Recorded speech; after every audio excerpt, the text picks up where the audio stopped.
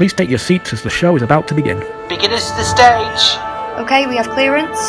Stand by curtains. Quiet, please. Stand by Q1. Break a leg, everyone. Good evening, ladies and gentlemen, and welcome to Chorley Theatre.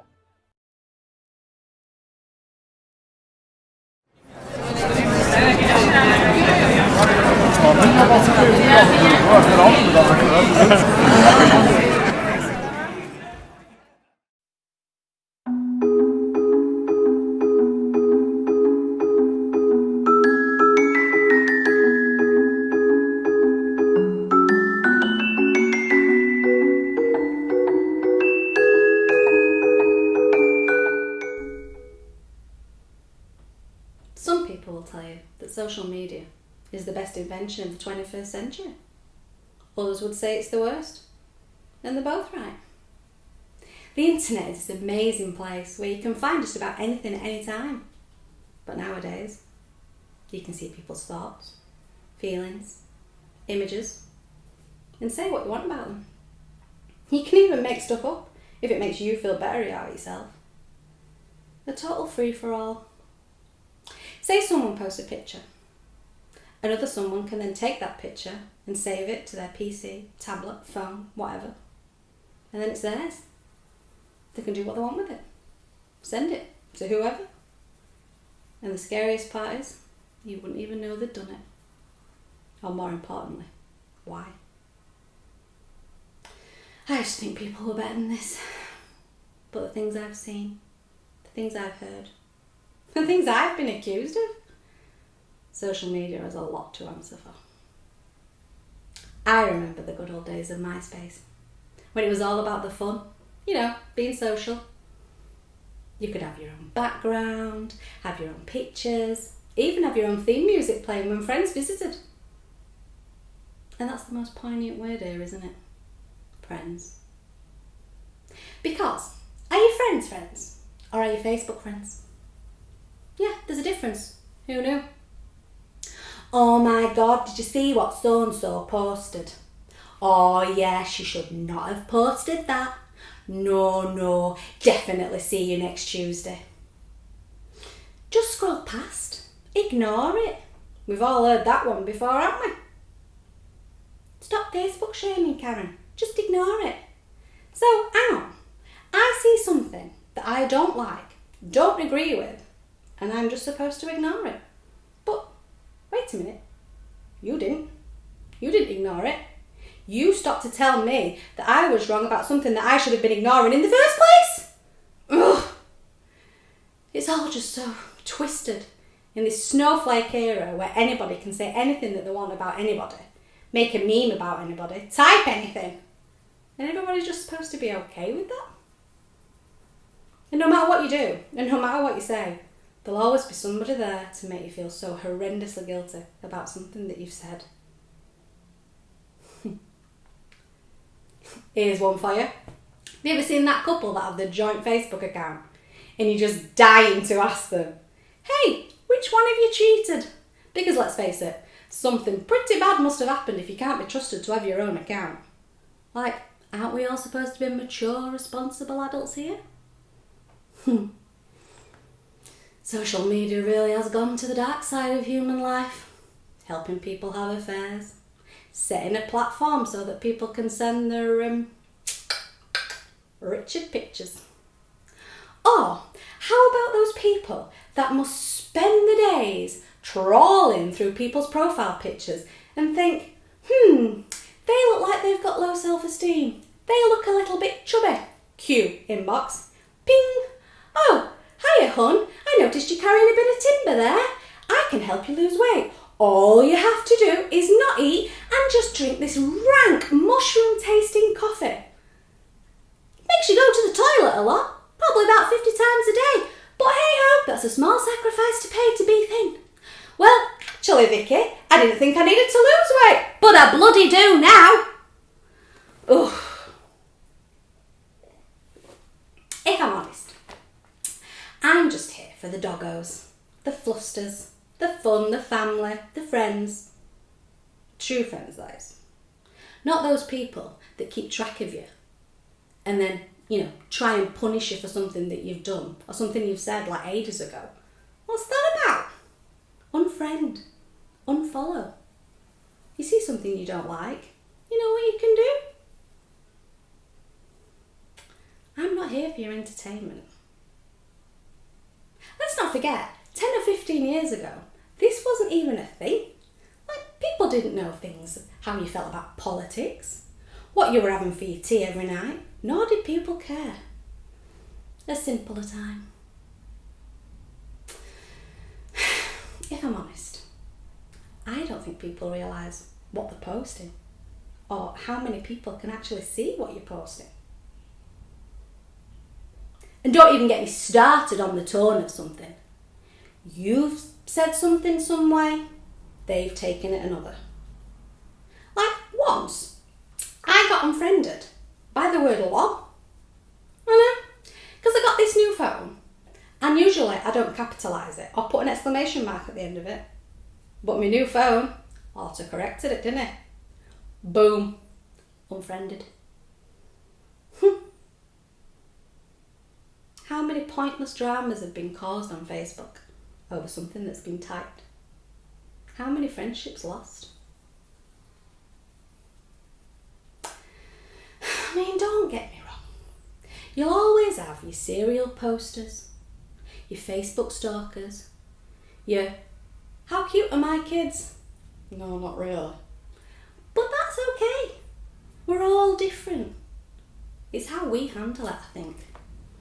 Like, just show people some compassion. Ask them if they're okay. Because you never know what's behind a Facebook post. You see, they're usually typed, photoshopped, all void of human characteristics. And in the end, we're all just turning into typeless typefaces.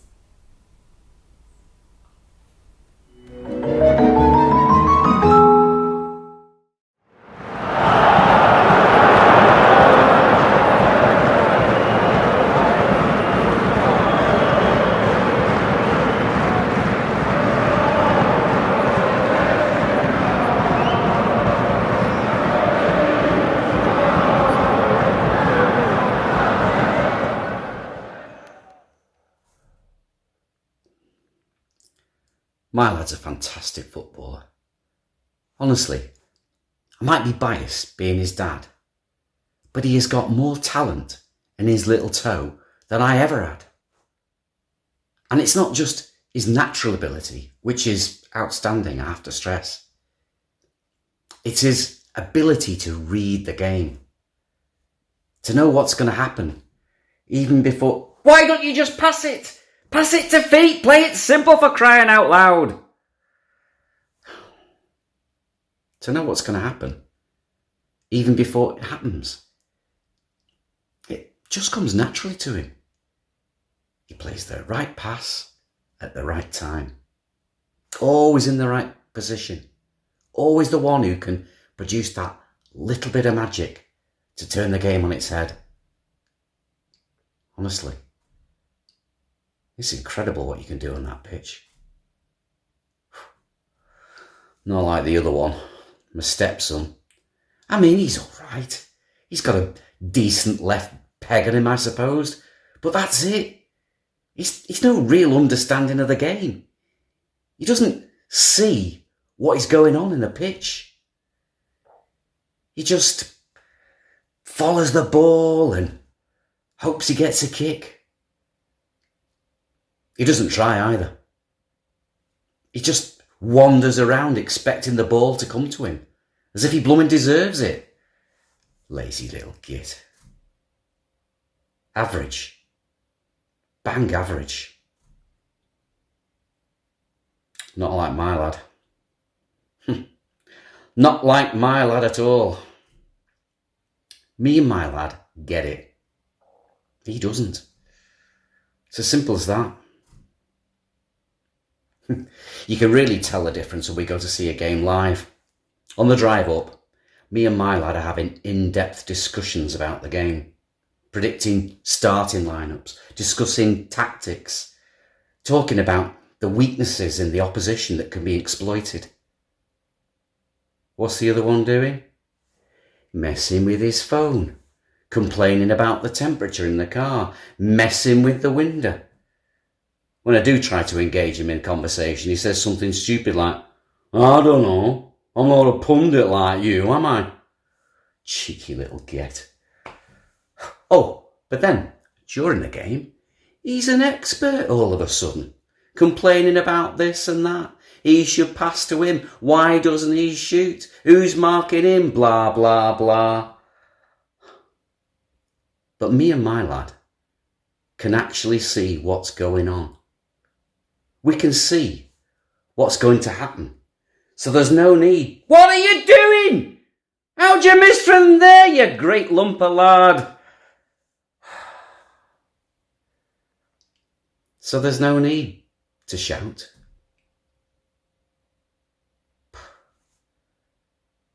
I can't believe he got a trial at City and my lad never has.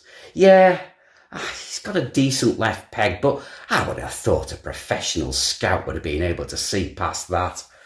I remember dropping him off at the trial. His dad's a waste of space and his mum can't drive, so of course I had to blooming take him. He'd said nothing the entire way.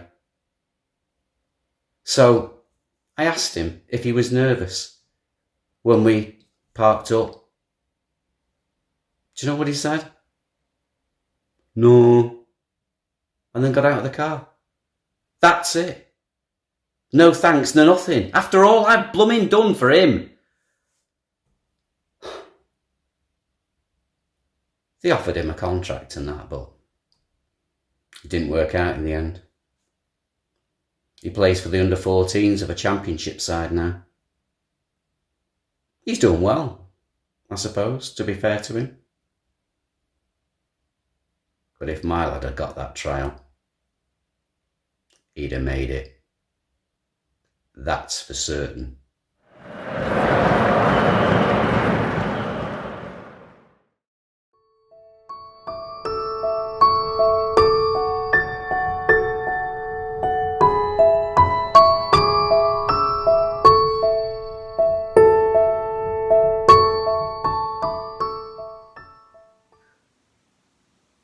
Don't forget, love. That's Mrs. Thompson next door, shouting after Freddie again. Always banging on with a checklist for Freddie. Bless him. Little Freddie. What a love. He must be 5 or 6 now. Around the same age as our Billy. Or so I recall. Quite a forgetful little thing he is too. The way his mother carries on. Don't forget your dinner pennies, Freddie. And put your socks up even. And don't forget to call at the spa for milk whilst you're running home tonight. And don't forget your homework now. I tell you, he'd forget his head if it weren't screwed on tight. He's a little love though, Freddie. Often drops a flower on my doorstep after Sunday Mass. Always calls and waves hello when he sees me out gardening at the front. What a love. Little Freddie.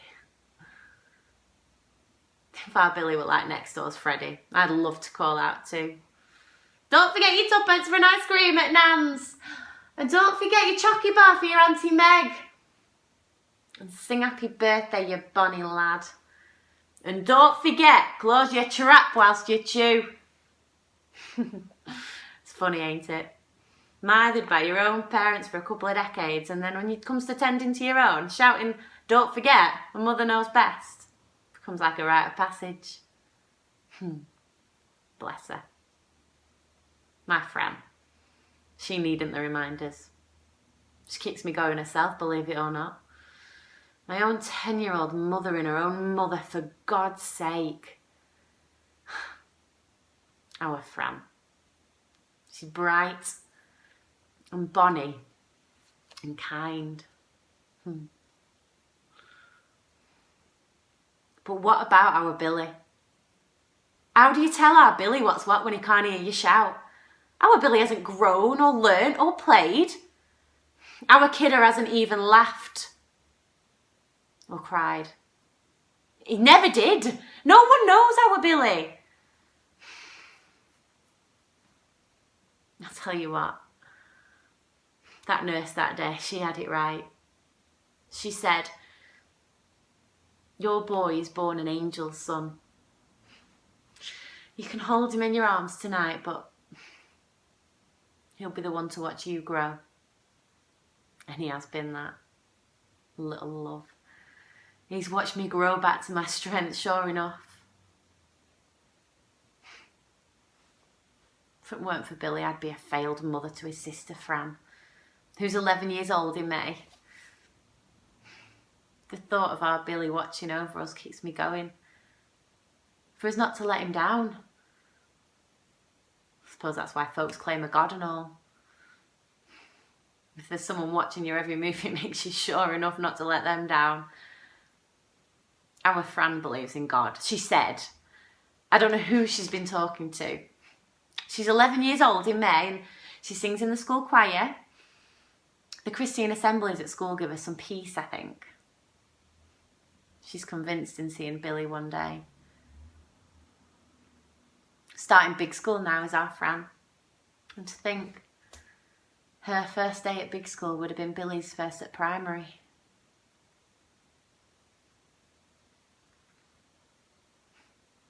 It's been 5 years now.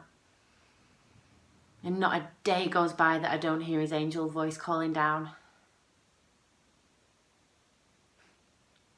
Margaret thinks it's a coping mechanism, my hearing Billy's voice. I don't reckon so, though. I couldn't make it up. My own thoughts won't be so precious. Not as perfect as my little angel.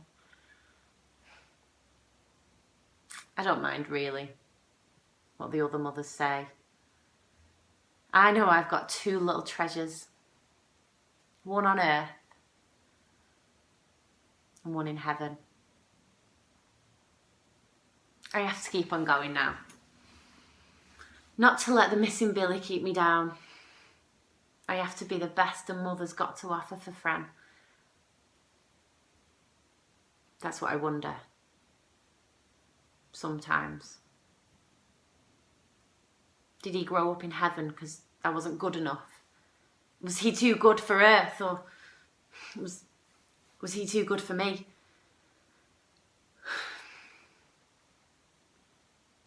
I mustn't heed my guilty thoughts. It's no good anyhow.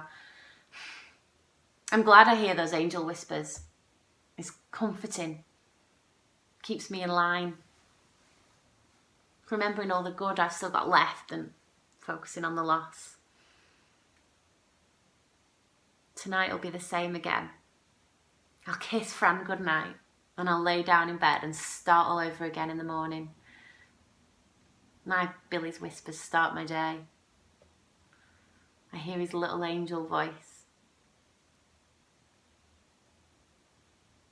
Don't forget. I love you, Ma.